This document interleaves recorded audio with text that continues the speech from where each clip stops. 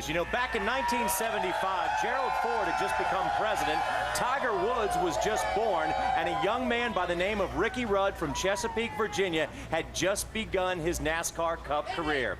Now here we are, 900 races later, one of the best ever is getting ready for another start. In more than 30 years, Ricky Rudd has seen it all. The car of tomorrow, the car of yesterday, and the car of way back when. He started his first Cup race at age 18. 2 years later, he won Rookie of the Year and enjoyed his first win in '83.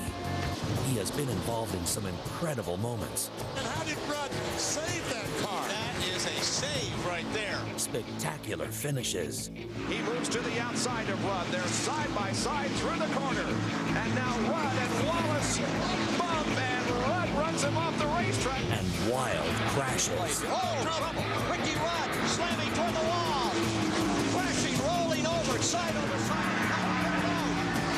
Race cars are replaceable. Fellas like these are not. And for 16 straight seasons, Rudd saw the checkers at least once.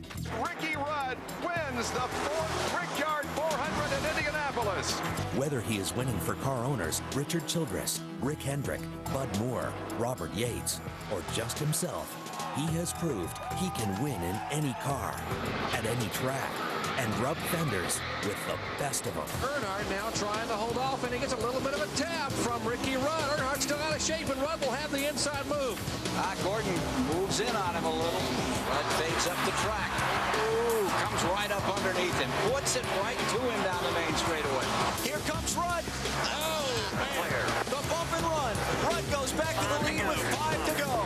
But perhaps he is best known as NASCAR's Iron Man. 788 consecutive starts.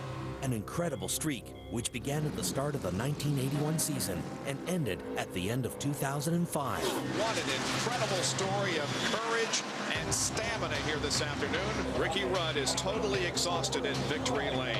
What kept you in the race car?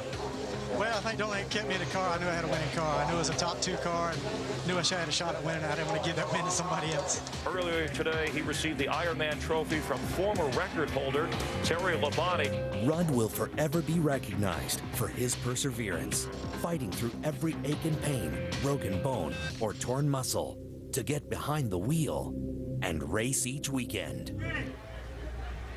You know, I'm really good friends with Ricky Rudd, so anything I say probably isn't going to mean as much to the fans, but that is a tough character. And a temper, Ricky Rudd's temper is as short a temper as any driver I've ever come across. You need to be careful when you race with Ricky. You saw him with Earnhardt. He didn't back down from anybody. But the thing is, what an accomplishment. 900 starts. What a class guy. What a great friend of mine. And you know, Ricky, I think the world of you, buddy, and that's a record I don't believe that anybody will break in a long, long time. No way. Well, you know, and the biggest thing that stands out to me with Ricky Rudd is 900 starts.